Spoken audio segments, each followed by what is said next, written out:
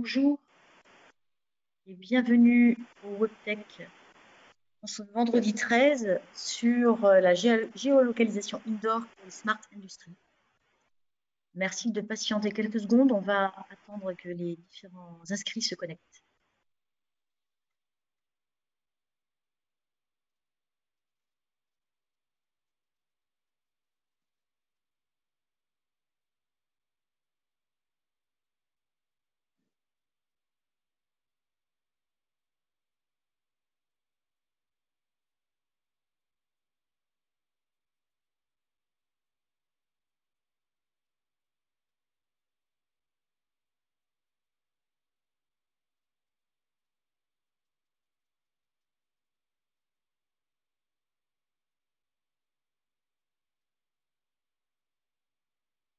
Bonjour et bienvenue au WebTech SCS qui ce jour traitera de géolocalisation indoor, de logistique généralement dans l'industrie. Merci de votre présence. On va démarrer. Alors, je rappelle, petit détail logistique, que vos micros et caméras sont coupés. Il y aura un questionnaire à la fin et que par contre, contrairement à ce qui est écrit, le replay ne sera pas disponible aujourd'hui. Alors aujourd'hui, nous allons traiter de la géolocalisation indoor pour le suivi des flux de production. La localisation indoor est une solution efficace dans l'industrie pour améliorer notamment la gestion des différents processus de production, comme le respect des priorités des ordres de fabrication dans l'aéronautique, on le verra, ou alors aussi l'optimisation des temps de transit entre les différentes opérations. Et donc, on verra que ces données de géolocalisation indoor peuvent être utilisées pour différentes tâches, comme par exemple gérer des inventaires très complexes. Donc, on va accueillir nos deux speakers aujourd'hui et découvrir deux applications de la géolocalisation avec ces deux experts. Donc, bienvenue Thomas. Bonjour, merci. Alors, peut-être que vous pouvez allumer votre caméra. Et bienvenue Ilan, donc qui remplace Romain Palmade, qui a eu un petit accident, pas très grave, mais bon, hier, je crois, donc ne peut être présent aujourd'hui. Bonjour à tous les deux, Bonjour. vous allez bien? Bonjour à tous. Peut-être que vous pouvez nous rappeler votre fonction au sein de Ineosense et au sein de Sentiloc. Donc, Thomas Lejalme, je suis directeur du développement commercial. Ok. Et Ilan Molo, je suis business développeur chez Sentiloc. Ok. Fraîchement arrivé chez Sentiloc, bienvenue. Alors, on va, petite introduction rapide sur SCS. Je rappelle qu'on va traiter aujourd'hui d'industrie, industrie 4.0, smart industrie, vous l'appelez comme vous le voulez. Et on va traiter bien sûr des technologies IoT et objets connectés avec deux experts qu'on a aujourd'hui en électronique industrielle. Alors, je rappelle que SCS fait plusieurs actions et cette liste n'est pas exhaustive dans le domaine de l'IoT. On publie des chaînes de valeur avec un positionnement des différents acteurs comme Sentiloc et Ineosense, mais pas que. Il y en a d'autres. Et d'ailleurs, j'en profite pour leur faire un petit appel. Je vais organiser un autre WebTech en mai dans le domaine de la supply chain et logistique industrielle. Voilà, on fait des cartographies. Je vais en parler un petit peu parce qu'il y en a une fraîchement arrivée hier sur les laboratoires et les formations en IoT. On fait des notes trimestrielles de conjoncture également de la filière IoT avec interview d'acteurs clés. Et la prochaine, par contre, sera publiée en février, mais dans le domaine de l'intelligence artificielle. Voilà, et puis on fait de l'accompagnement, comme vous le savez sans doute, et de la labellisation de projets. Nadira, qui nous écoute, en est d'ailleurs un des principaux organisateurs. On accompagne beaucoup nos membres aussi sur différents salons avec thématique IoT. Camille, qui est connectée également, allumez vos caméras d'ailleurs, nous en parlera aussi. Et puis on fait des animations spécifiques comme ces WebTech qui vise à sensibiliser l'écosystème SCS, mais pas que. Je rappelle que les WebTech SCS sont ouverts à tous, à des technologies très complexes et on fait intervenir des experts comme aujourd'hui Ilan et Thomas pour vous aider à mieux comprendre comment l'implémenter, les différents enjeux, les différentes contraintes et illustrer avec des cas d'usage et parfois avec un témoignage client, ce qui n'est pas le cas aujourd'hui. Voilà, on fait des groupes de travail, on fait des rencontres marché. La prochaine aura lieu à Salon de Provence à l'École de l'Air, mais ce sera sur un tout autre sujet. Ce sera plutôt autour de l'IA et dans le domaine de la défense sécurité.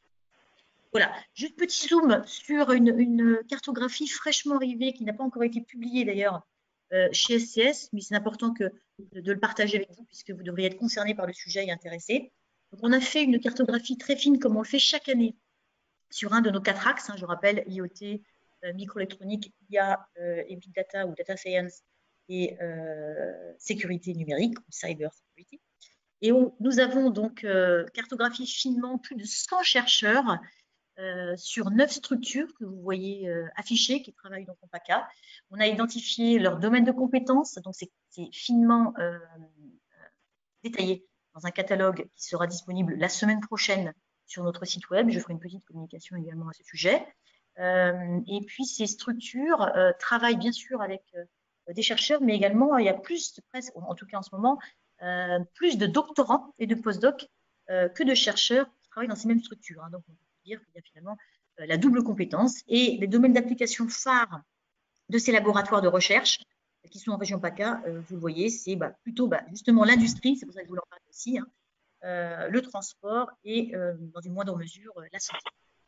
Et ça vous permet de mieux comprendre quelle équipe de recherche travaille sur un domaine précis dans le domaine de l'IoT et ça vous permet par exemple de monter un projet avec ces laboratoires quand vous souhaitez le faire et vous cherchez la compétence académique pour réaliser un projet.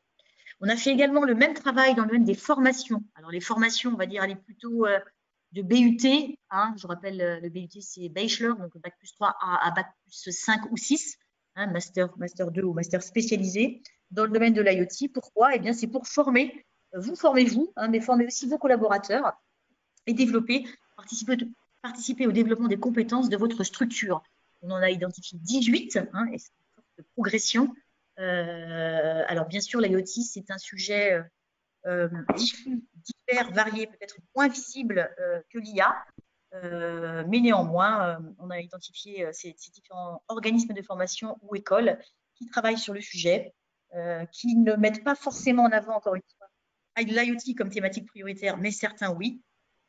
Et ça va donc de l'ingénierie à la scalabilité et qui travaillent beaucoup sur il y a beaucoup de verrous scientifiques aussi qui sont traités. Et on a identifié également pas mal de collaborations existantes entre entreprises et laboratoires, ce qui peut aussi effectivement être un indicateur et on suivra cet indicateur dans le temps pour voir si cette collaboration est renforcée grâce à la publication de ces différentes cartographies. Si vous êtes intéressé, je pourrais vous l'envoyer, vous mettre en tout cas dans la liste de diffusion dès la semaine prochaine. Voilà, un petit zoom sur un salon qui a lieu dans quelques jours, fin janvier, à Barcelone. Camille, si tu veux ouvrir ta caméra et nous en dire 2 mots sur le salon IoT Solutions World Congress. Oui, bonjour tout le monde. Je pensais que le webinaire s'y prêtait bien, donc c'est pour ça qu'on voulait bien faire une petite parenthèse. En fin janvier, le pôle SCS ira sur IoT Solutions World Congress à Barcelone avec 5 entreprises, dont Innosoms qui est là, mais Sortilog était aussi avec nous l'année dernière. Du coup, ce salon, il est dédié à l'IoT et en particulier aussi tout ce qui est IoT industriel. Vous pouvez vous inscrire sur une plateforme qui a été mise en place au niveau européen pour du matchmaking, même si vous n'êtes pas exposant. Du coup, ceux qui sont connectés et qui sont intéressés, ça peut toujours être intéressant pour faire des mises en relation, même à distance. Et enfin, aussi pour tout le monde, et en particulier pour les adhérents, vous pouvez venir visiter ce salon avec SCS. On peut fournir un pass visiteur gratuit et un pass et remettre 50% de réduction sur le full Congress Pass. Donc voilà, il suffit de demander. Je pensais que ça pouvait intéresser ceux qui étaient connectés. Voilà. Merci Camille. Alors, on va repasser à l'agenda. Je vais donner la parole à Thomas Lejal.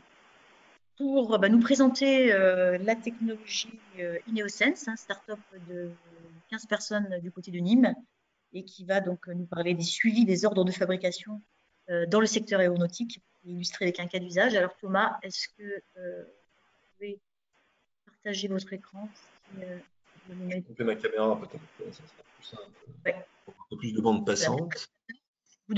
Thomas, vous devriez pouvoir afficher votre... Ouais, ok, super. Voilà, que tout le monde voit bien l'écran. Est-ce que c'est bon? Oui, c'est très bien. Parfait. Alors, par contre, effectivement, c'est cette petite fenêtre qui me gêne un petit peu. Alors, écoutez, bonjour à tous. L'idée de ce webinaire, c'est effectivement de faire un focus sur un projet déployé il y a 3 ans et de partager quelques retours d'expérience, puisque c'est un projet d'une certaine envergure dans l'aéronautique, de géolocalisation indoor, et qu'effectivement, on commence à avoir un peu de recul sur la mise en place de la solution à grande échelle. Donc c'est effectivement assez instructif. Alors, quelques mots peut-être sur Ineosense avant de passer dans le vif du sujet, si j'arrive à passer à la slide suivante. Alors, quelques mots sur nous. On est une entreprise nîmoise, on a un peu plus de 12 ans d'existence maintenant. Mais on n'est plus vraiment une start-up, je pense qu'on a dépassé légèrement ce stade, avec un déploiement de plus de 350 000 objets connectés. Notre métier, c'est la création et la fabrication d'objets connectés industriels sans fil. Donc, on est vraiment un spécialiste de la partie hardware et on est agnostique sur les autres briques de la solution IoT globale. L'objectif à travers ces objets connectés industriels sans fil, c'est de collecter la bonne donnée et de permettre d'améliorer un process, quel qu'il soit, avec différents types de capteurs qui peuvent collecter différents types d'informations. Donc ça va vraiment au-delà de la simple géolocalisation. En termes de positionnement, donc effectivement, nous, on intervient sur cette brique hardware et on utilise différents types de technologies radio. Effectivement, c'est plus le cas d'usage qui dicte l'utilisation de la technologie que l'inverse. Nous ne faisons pas de logiciel, donc on a de beaux partenariats avec différents intégrateurs et différents éditeurs de logiciels. Et on intervient sur 3 principaux verticaux, donc on a vraiment un champ d'action assez large, industrie, mais aussi beaucoup tertiaire. On est souvent assez peu connu, moins connu sur la partie tertiaire, mais on est aussi très présent. Donc sur 3 thématiques principales, qui est la géolocalisation indoor-outdoor, avec aussi une petite brique autour de la digitalisation du management visuel. La frontière est un petit peu fine entre les deux, avec des étiquettes connectées et ce genre de choses. Et puis après, des thématiques autour de la sécurité des process, avec différents types de capteurs. Et puis des sujets aussi d'actualité autour de la performance énergétique, la maintenance prédictive, et plein d'autres sujets aussi autour de ça. Alors, si on rentre dans le vif du sujet, qui est le projet LAWAC, qui est une très belle ETI basque. Donc LAWAC, pour la petite anecdote, ça veut dire les 4, comme les 4 fondateurs. Donc c'est une entreprise dont le métier est la fabrication de pièces d'aérostructures, principalement pour des grands donneurs d'ordre comme Airbus, Safran, etc. Alors, la problématique qu'ils avaient à résoudre, qui est d'ailleurs assez commune à tout le secteur aéronautique, c'est de pouvoir géolocaliser ce qu'ils appellent les ordres de fabrication, les fameux OF, mais d'aller un petit peu plus loin et notamment pour essayer d'améliorer le respect de ce qu'ils appellent l'adhérence à l'ordonnancement. Donc, c'est la capacité à traiter les ordres de fabrication dans les ordres de priorité.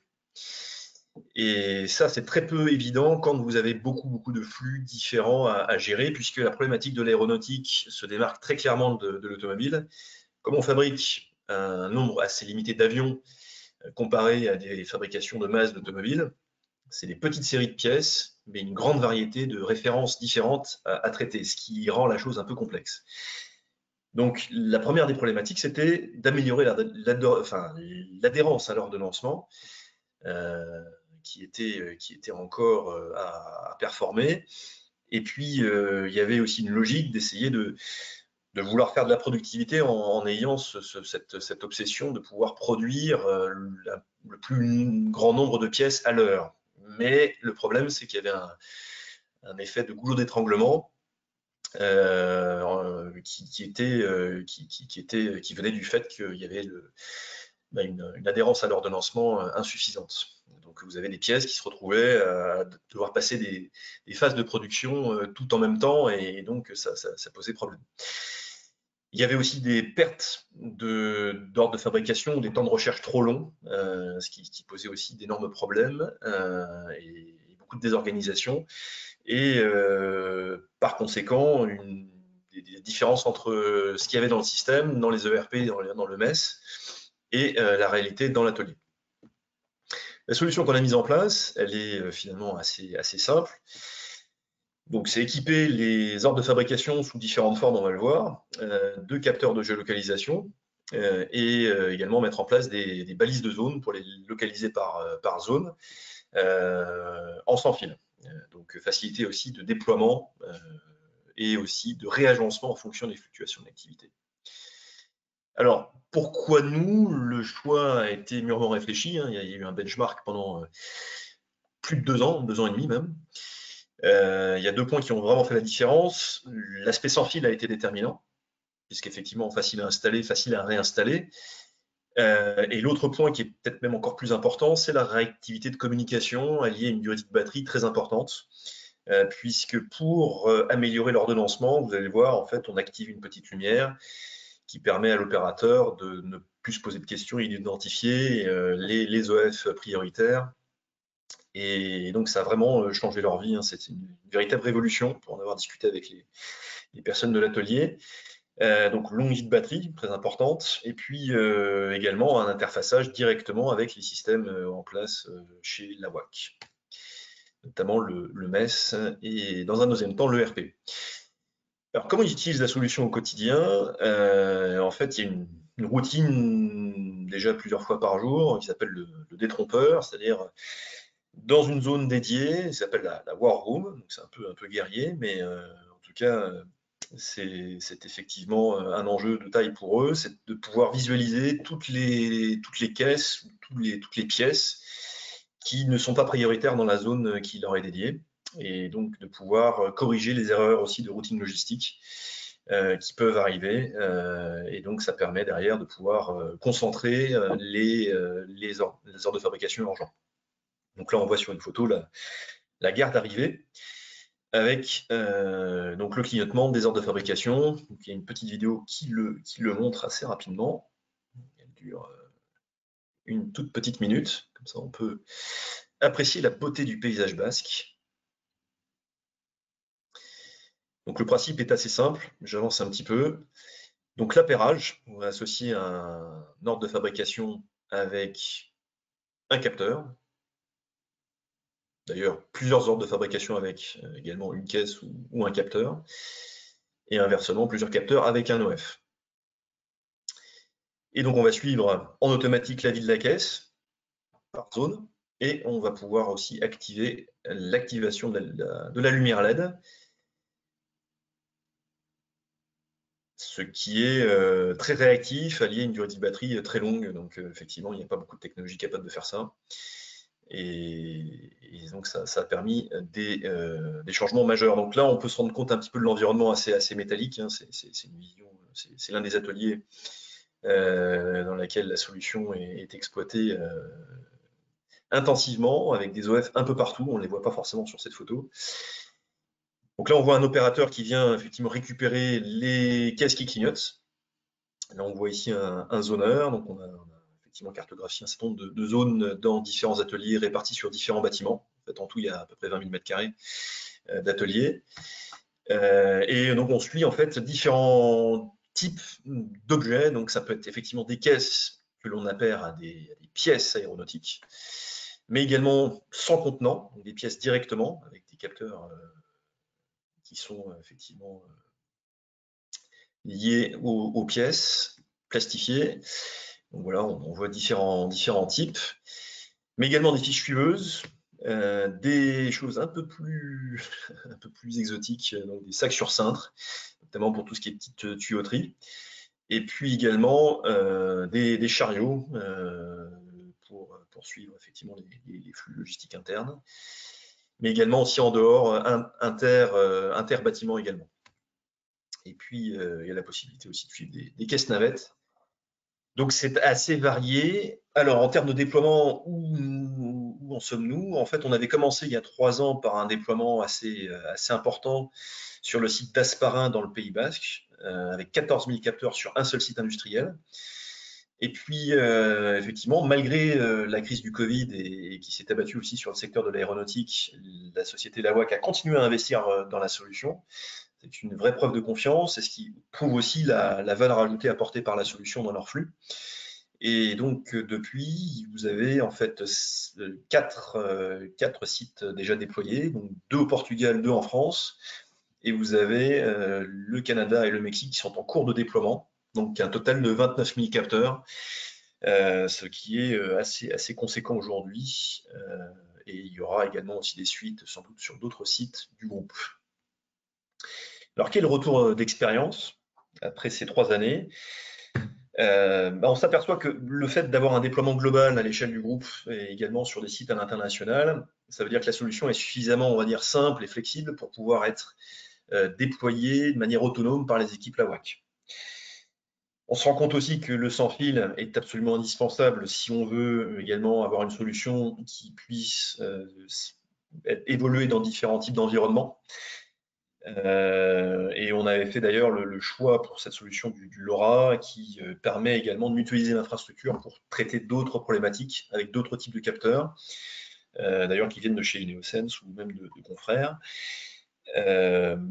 Voilà. Et puis d'ailleurs, on a un retour aussi sur le niveau de batterie qui est supérieur à ce que l'on avait envisagé. Et donc c'est aussi une bonne surprise. En termes opérationnels, on a vu qu'il y avait une véritable révolution sur notamment le taux d'adhérence à l'ordonnancement. Il est proche, enfin, en tout cas, il est supérieur à 90% et avec des pics à 96, 97, 98% de temps en temps. Et donc les délais de livraison étaient déjà respectés la plupart du temps, mais il y a moins d'efforts à fournir pour pouvoir les respecter. Donc ça coûte moins cher en fait de livrer en temps et en heure des grands donneurs d'ordre. Et donc effectivement, il n'y a plus ou très peu de recours maintenant aux heures supplémentaires parce que l'organisation est beaucoup plus fluide. Et le ROI a été atteint en 18 mois, c'est quand même assez rapide, avec une amélioration forte du BFR et des encours, puisqu'on a réduit les temps de transit entre les différentes opérations.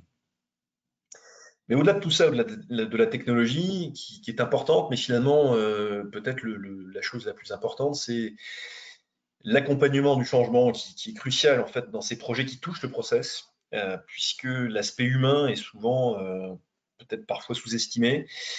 Mais la grosse réussite effectivement du groupe Lawak, et effectivement je leur rends hommage, c'est d'avoir réussi à faire en sorte que les équipes s'approprient la solution et qu'ils puissent faire en sorte de l'utiliser à bon escient et que ça puisse véritablement leur faciliter la vie au quotidien. Et ça, je pense qu'ils l'ont bien compris. Et là, effectivement, ça a véritablement créé une révolution pour eux, et donc c'est aussi moins de stress à rechercher les objets et surtout aussi à ne plus se poser de questions. Donc on a éliminé vraiment des risques d'erreur de manière très significative. Voici, donc j'espère que je suis dans le bon timing. Oui, tout à fait, tout à fait. Parfait.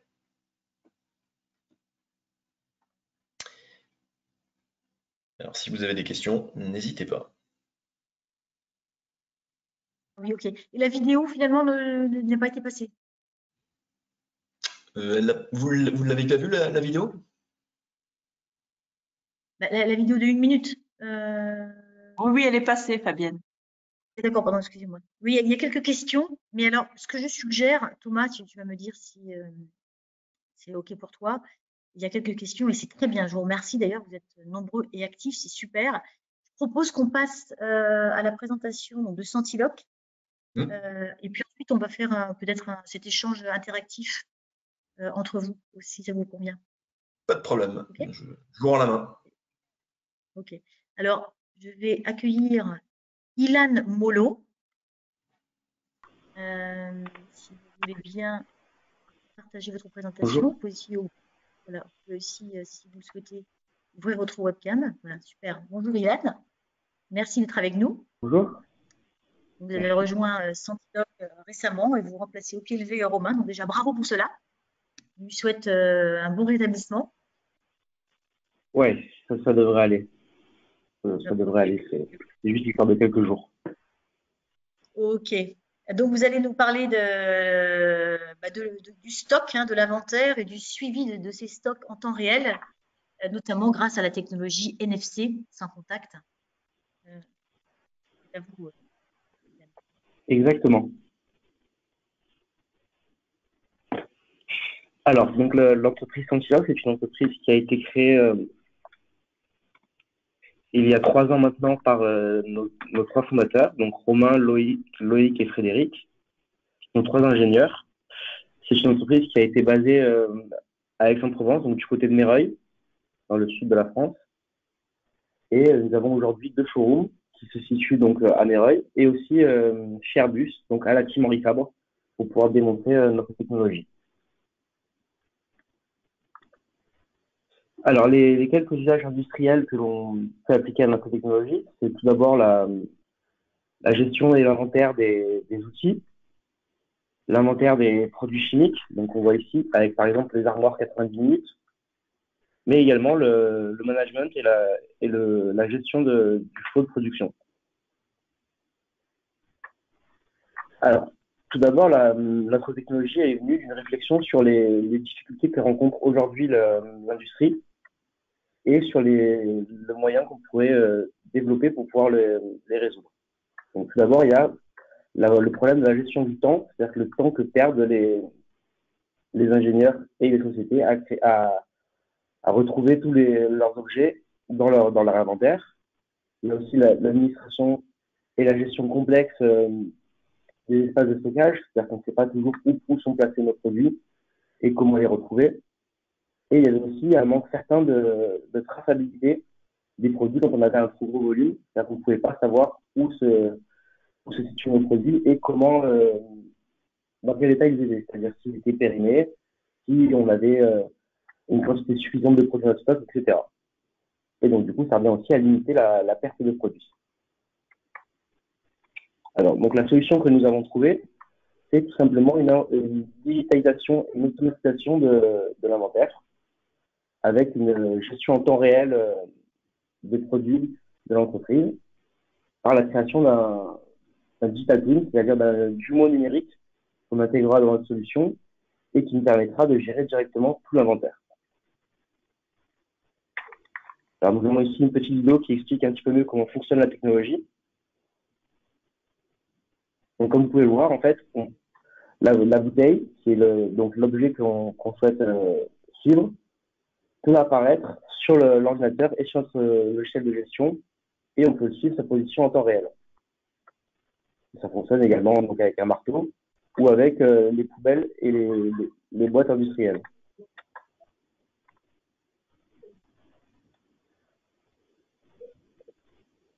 Donc ça fonctionne également avec les produits chimiques, comme on peut le voir sur cette petite vidéo.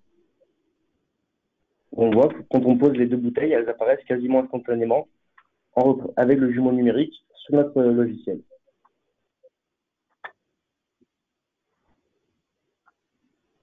Et notre solution fonctionne également dans les armoires 90 minutes, donc j'expliquais, qui sont les armoires aujourd'hui standards dans les usines et pour l'industrie.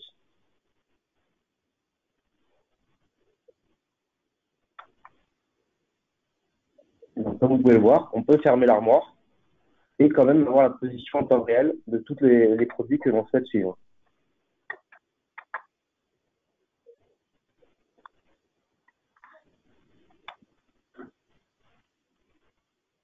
Donc, ça fonctionne également si on le met dans des bacs.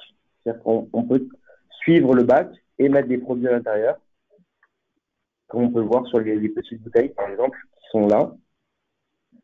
Et ça permettra de pouvoir suivre les produits que l'on met dans ces bacs industriels sur 2 étagères.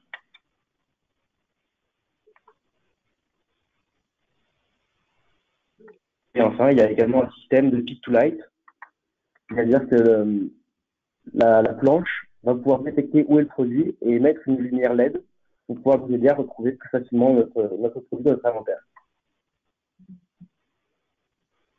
Donc, comme vous pouvez le voir, on lui demande de retrouver la boîte qui se trouve ici et elle va éclairer la lumière pour nous indiquer où elle est.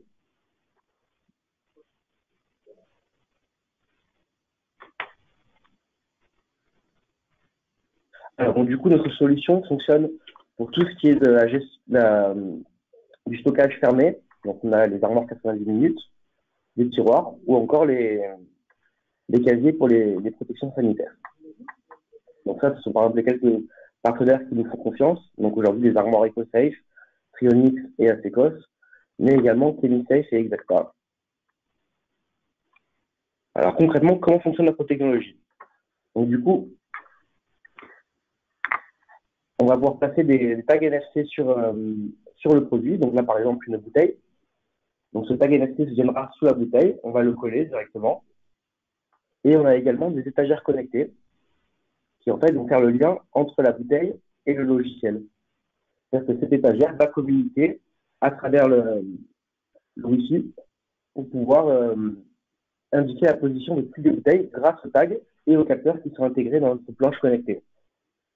Et donc, évidemment, ça fonctionne soit directement dans l'usine, donc on peut installer le système pour qu'il reste en local, sur des questions par exemple de confidentialité, ou sur le cloud, et du coup, ce serait géré sur des serveurs indépendants que Sentilog fournirait. Et du coup, il y a cette géolocalisation qui se fait à travers le jumeau numérique ou par l'ERP.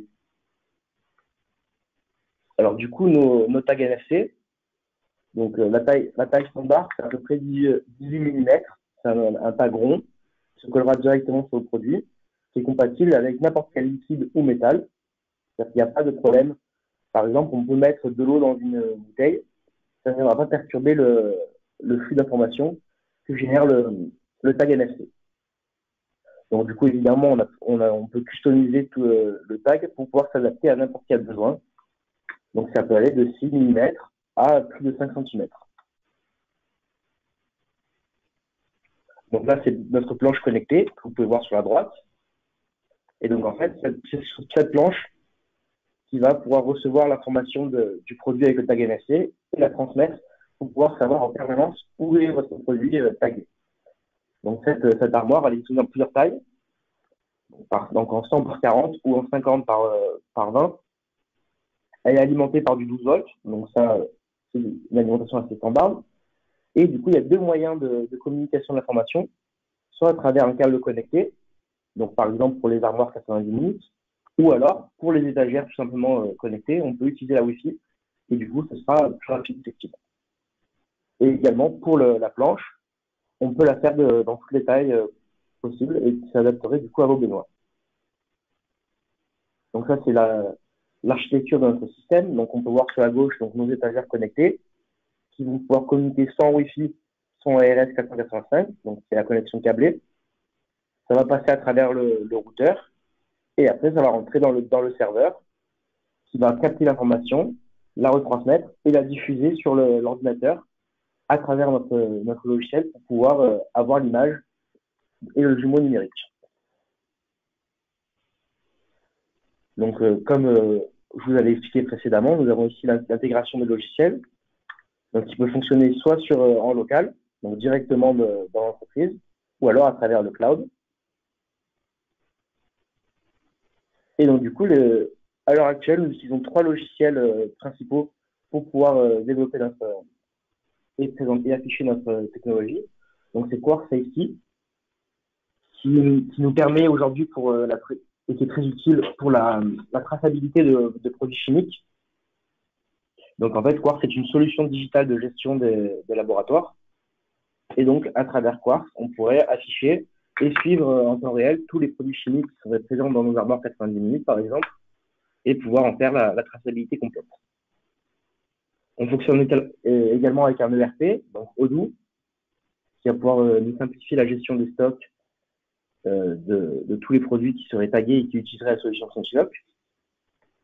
Et enfin, c'est le dernier arrivé, nous avons Komugi, qui est donc un MES et qui nous permettrait, qui fonctionne également avec notre solution. Donc ça, ce sont par exemple les quelques clients qui nous ont fait confiance pour l'instant. Donc on a choisi quelques-uns qui nous semblaient intéressants et importants de présenter. Donc nous avons Estée Lauder, Procter & Gamble, Orange, Thales ou encore iTrail, qui sont toutes des clients et également des partenaires de Sensilock et qui nous aident aujourd'hui à développer et à mettre en place notre solution. Et enfin, nous avons ici les quelques concours ou partenaires qu'a l'entreprise. Donc, nous avons évidemment le pôle STS, mais nous avons également gagné l'année dernière le NFC Innovation Award, qui était donc du coup une compétition mondiale, et nous l'avons gagné. Nous avons le GIFAS en partenaire. On a la Team Orissa, donc du coup qui se situe à Marignane et qui est une espèce de partenariat que nous avons créé avec Airbus. Et Airbus, en fait, crée cette team pour pouvoir aider les entreprises du digital et de la transformation numérique à présenter leurs produits. Et donc, enfin, là, nous avons le contact de Robin Palmade, notre directeur, qui malheureusement n'a pas pu revenir aujourd'hui, donc je le remplace avec grand plaisir. Et avec brio, je précise. Merci beaucoup. Merci. Ok, merci beaucoup pour votre présentation. Alors, je vous propose Thomas, de rejoindre la session questions-réponses. On va arrêter peut-être la présentation. Nadira, si tu veux bien arrêter la présentation peut-être de Sensilock. Et puis, on va passer à la session questions-réponses. Il y a quelques questions. D'abord, peut-être pour Thomas, pour Ineosense. Et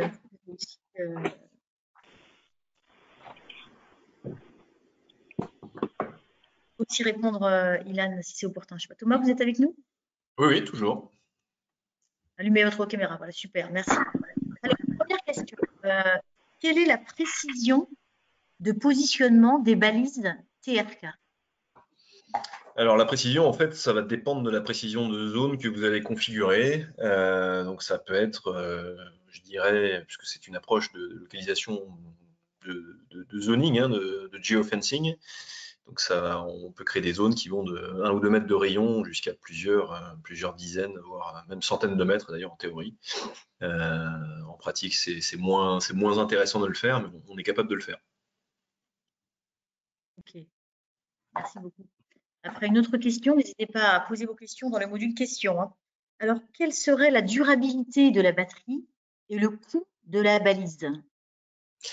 Alors effectivement, je ne peux pas tout dévoiler, parce que ça dépend effectivement pour le coup, des volumes qui sont en jeu, et donc on travaille pas mal en mode projet sur ces questions-là. Donc tout dépend de la volumétrie en jeu, et puis la durée de vie de la batterie, tout dépend effectivement aussi du cas d'application, puisqu'il y a plein de scénarios possibles en fonction de ce que le client final souhaite faire. Voilà, c'est peut-être la meilleure réponse que je puisse donner pour vraiment être exact. Donner une fourchette, non? Non, je ne donnerai pas de fourchette parce qu'il faudrait en fait des éléments beaucoup plus précis pour être vraiment, je dirais, dans le vrai. D'accord. Après, une autre question. Alors, malgré l'environnement, donc je dirais les contraintes de l'environnement plutôt, donc, et les cas d'usage, avez-vous réussi aisément à couvrir des zones de 10 000 à 20 000 mètres carrés? Effectivement, en fait, tout dépend de la manière dont on va suivre le process. L'intérêt d'avoir une solution sans fil qui, on va dire, peut s'adapter à différentes configurations, différents environnements, sachant qu'il n'y a pas de câble à tirer, et donc ça rend la vie beaucoup plus facile. Et donc l'idée, c'est effectivement de ne pas forcément couvrir tous les mètres carrés avec cette solution, puisqu'on a d'autres façons de retrouver les objets, même hors process. Donc l'idée, c'est vraiment de suivre le process avant tout et pas forcément de couvrir tous les mètres carrés des différents bâtiments qui composent le site industriel de la WAC. D'accord. Alors, une question qui s'adresse à tous les deux, donc Ilan et Thomas. Je vais la poser de manière générale. Comment vous protégez-vous des attaques cyber? Et ensuite, comment vous protégez-vous des attaques cyber avec le LoRa? Alors, j'ai beaucoup parlé. Alors, Ilan, si tu veux réagir. Bien sûr. Alors, comment on se protège des attaques cyber? Alors, pour être honnête, c'est pas du tout mon domaine, mais on a une équipe informatique qui est très compétente et pas plus tard qu'il y a 2 jours, on a eu une faille critique sur le système et donc du coup, on a su la détecter de suite, couper complètement notre solution, protéger nos données et rétablir la faille en même pas 10 minutes. Donc, je ne pourrais pas vous dire comment, mais c'était un cas concret qu'on a eu cette semaine et qui du coup qu'on a su résoudre très vite. Mais on a un service informatique sur place qui nous protège et qui le fait avec brio. Ok, très concret du coup. Et vous, Thomas? On a, pour le moment, effectivement, depuis quelques années, on a assez peu ce cas de figure d'attaque cyber. Alors après, la cybersécurité, elle se situe à différents niveaux. Nous, on est vraiment sur la brique hardware. Et les enjeux, en tout cas de cybersécurité sur la partie hardware, est sans doute peut-être moindre, sachant qu'en fait, on envoie des trames effectivement codées, hein, bien évidemment, qui fait partie du protocole LoRaWAN, en AES 128 notamment. Et l'idée, c'est qu'effectivement, si on ne connaît pas, et ça, cette information, elle est plutôt dans la partie logicielle, et pas dans le hard, l'information, par exemple, d'une entrée de zone ou d'une température, si elle n'est pas reliée, on va dire, à un objet ou à un appairage quelconque dans le système, ça ne servira pas à grand chose. Donc, si vous voulez, les enjeux cyber sur notre brique, je dirais, sont peut-être un peu moins importants que sur la partie logicielle. Mais effectivement, les risques d'attaque cyber existent bien et aucun système n'est infaillible. D'accord.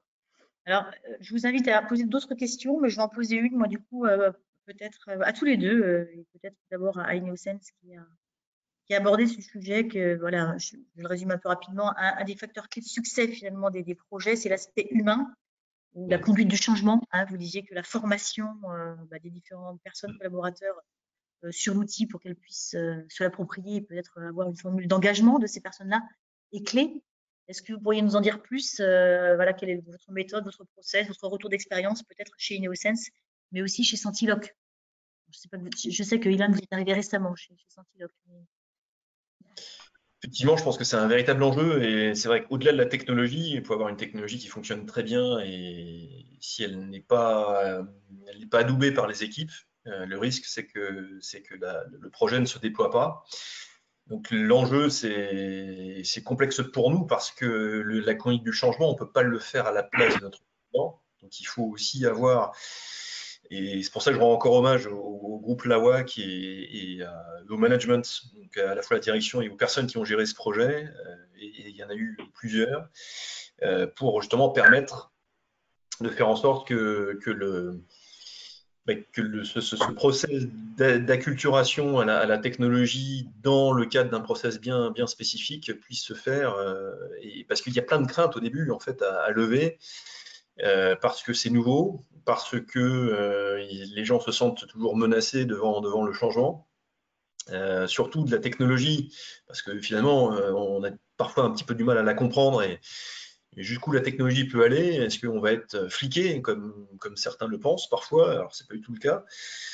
Et donc, il a fallu aussi rassurer, je pense, et puis après, derrière, faire les choses par étapes, parce que ça se fait pas du jour au lendemain, et puis, quand les gens ont bien compris effectivement que la solution pouvait vraiment leur apporter aussi du confort dans leur vie quotidienne et éviter aussi des stress inutiles, et même d'ailleurs des TMS, hein, de devoir se baisser, d'aller chercher dans les caisses pour vérifier ce qu'il y a à l'intérieur. Clairement, ça, en fait, ça a été un élément déterminant. Vous avez été confronté à des projets qui finalement n'ont pas pu être déployés avec succès à cause peut-être de ce frein conduite du changement ou de formation. En fait, si vous voulez, souvent, même à un stade enfin, les stades de pilote, de POC, la plupart des pilotes ne voient jamais le jour. Enfin, les déploiements ne voient jamais le jour à la suite de pilotes, parce que cette problématique-là a parfois été peut-être sous-estimée par des clients utilisateurs. Et donc, l'enjeu aussi, et le problème, c'est que ça ne dépend pas de l'offre de solution. Souvent, c'est de pouvoir aussi assumer d'incorporer cette technologie dans un process. Et donc, ça a été fait véritablement avec succès chez la WAC. Et pourtant, le chemin n'a pas été toujours facile. Et donc, ça a nécessité pas mal d'accompagnement. Et puis de l'accompagnement aussi sur après les sites suivants à déployer. Donc, c'est un véritable succès qui leur revient avant tout. Ok. Et chez Centiloc, vous avez cette expérience ou peut-être pas, Ilan, parce que vous avez rejoint l'équipe récemment? Alors oui, effectivement, déjà j'ai rejoint l'équipe il y a pas encore 2 semaines, donc c'est encore un peu tôt pour exprimer un avis. Mais il est vrai que pour le coup, on est déjà une entreprise tout à fait à taille humaine, puisqu'on est 12 dans l'équipe, en me comptant moi. Et l'équipe a été créée très récemment, ça date de 2019, Centiloc. Donc forcément, nos 3 fondateurs ont à cœur de pouvoir mener une entreprise qui soit la plus saine possible, avec une écoute des employés et des partenaires la plus directe possible. Et oui, en tout cas, pour le temps dans lequel je suis dans l'entreprise, j'ai pas senti de réelle problématique, ou encore, enfin, au contraire, j'ai même senti un désir d'écoute, de partage, parce que par exemple, ça fait très peu de temps que je suis ici, mais Romain m'a fait confiance pour pouvoir faire la présentation aujourd'hui. Et donc, il y a vraiment un respect et une écoute mutuelle entre tout le monde dans l'entreprise. Alors, pour ce qui concerne les projets, la volonté de changement, c'est vrai que je ne peux pas encore tout à fait m'exprimer, parce que ça fait pas assez longtemps que je suis chez Centiloc. Ok. Alors, j'ai une autre question qui s'adresse un petit peu plus à Ineosense, puisqu'on va parler de grand environnement, mais à Centiloc, sentez-vous aussi parler peut-être. Est-ce que vous avez rencontré un cas d'usage où vous deviez retrouver des objets égarés dans un grand environnement? Ah oui, ça nous arrive effectivement très régulièrement. D'accord. Et est-ce que vous avez expérimenté la géolocalisation ou la triangulation indoor avec LoRa? Non, la triangulation, effectivement, en LoRa, je pense que la technologie n'est pas la plus adaptée pour ça. Elle a d'autres vertus. Et effectivement, on essaie de s'appuyer sur ses forces pour essayer, on va dire, de rendre le service attendu par le client. Mais clairement, non. Selon moi, la triangulation en LoRa, on l'a vu d'ailleurs sur des réseaux opérés LoRaWAN avec la TDMA, la TDOA, pardon. Les retours d'expérience sont assez contrastés. Ok. Et alors, pour tous les deux, quels facteurs, au sens large du terme, agissent sur les temps de latence de transmission de données? Quels sont les impacts de ces temps de latence? Quels facteurs agissent sur ces temps de latence? Peut-être chez Centiloc?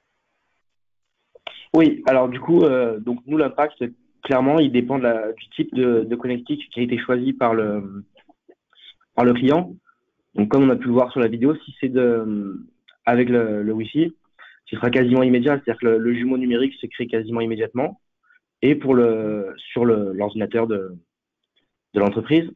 Et par contre, si on utilise un système câblé, il y aura un temps de décalage qui sera un peu plus long, mais qui reste quand même tout à fait acceptable, parce que ce sera sur des cas où on aura une armoire qui sera fermée, par exemple.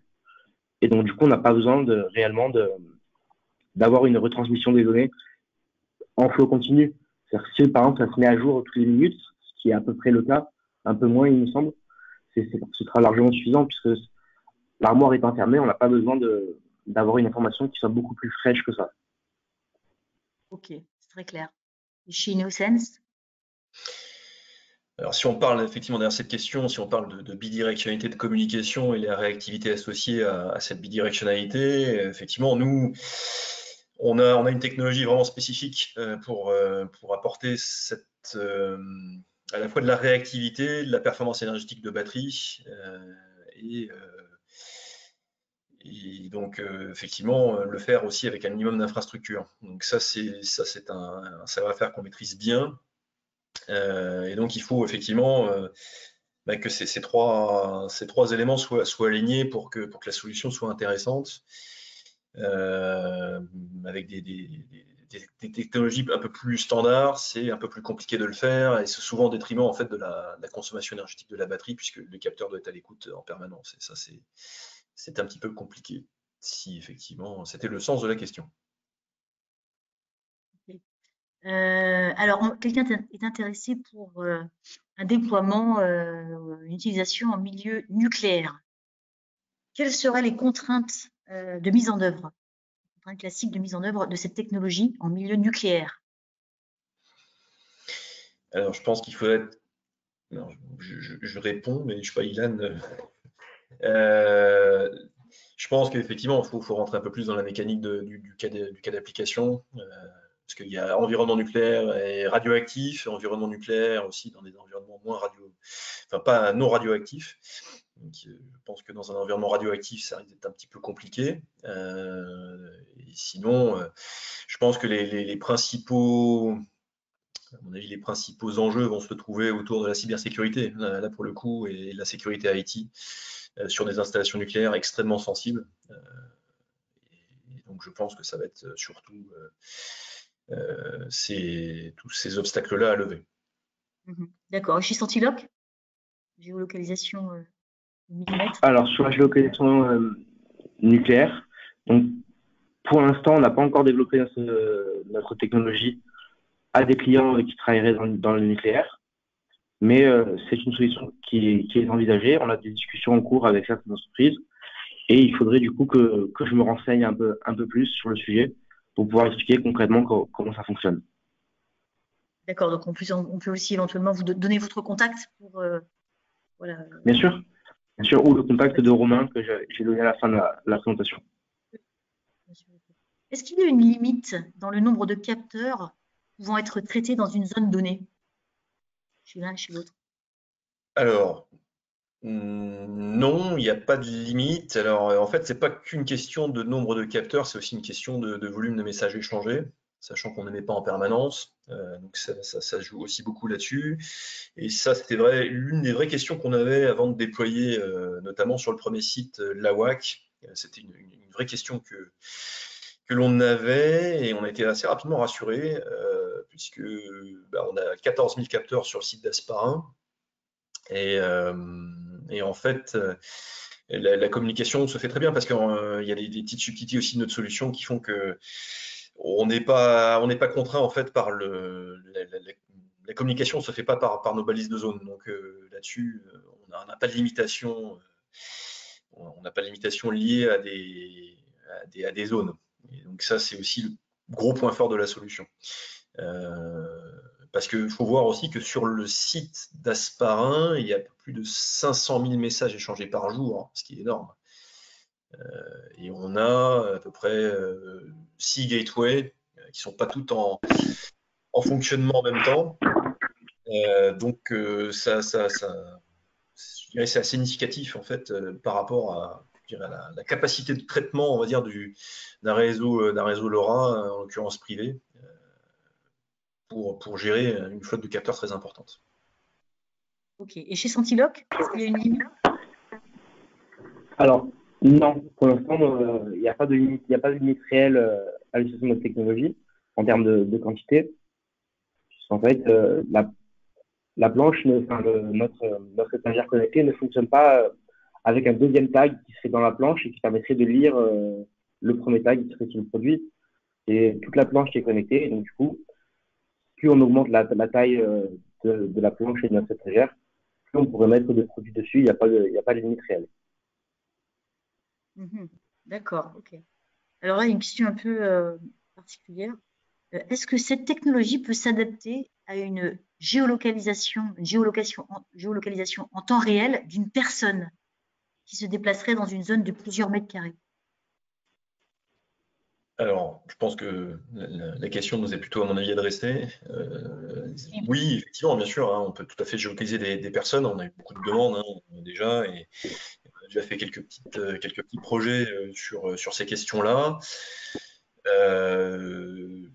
Parce que ça peut être lié à des enjeux de sécurité, des personnes isolées, des travailleurs isolés dans des zones un peu reculées et compliquées d'ailleurs, où il y a très souvent une absence de connectivité cellulaire. Donc là, nos solutions peuvent être pertinentes et donc on a des solutions aussi. Capteurs de personnes équipés de différentes fonctionnalités qui peuvent potentiellement répondre aux besoins, oui. D'accord. C'est pour oui, des questions de sécurité, de contrôle. Le plus souvent, effectivement, mais on a dans d'autres régions du monde d'autres besoins pour notamment suivre la productivité des travailleurs. En Europe, c'est pas trop notre culture de faire ce genre de choses, bien heureusement. C'est dans quel coin du monde, ça? Plutôt l'Asie. Ah, d'accord. Ok, merci. Bon, la question ne se pose pas pour Centiloc. Donc, je vous remercie vivement pour votre participation. Merci de nous avoir invités. Il y a une dernière petite question. Comment implémenter des capteurs de monitoring biologique dans cette solution? Biologique. Alors, je ne sais pas ce que c'est. Biologique, pardon. Biologique. Ah, biologique. Des capteurs biologiques. Est-ce que... Vous pourrez préciser sa question? Oui. Désolée. Désolée. Bon, bah écoutez, bon, je vous mettrai en relation éventuellement avec cette personne. Je vous remercie vivement pour votre participation. Et puis, voilà, on ne mettra pas donc le replay comme vous l'avez demandé, il n'y a pas de souci. Et puis, je vous invite à participer au prochain WebTech qui aura lieu le 28 février de mémoire, autour de la réglementation, autour de la cybersécurité, avec notamment l'ANSSI, Eurecom et Moabi. Voilà, merci à tous et bonne journée. Bonne journée. Thomas, merci. Merci, bonne journée. Merci à tous.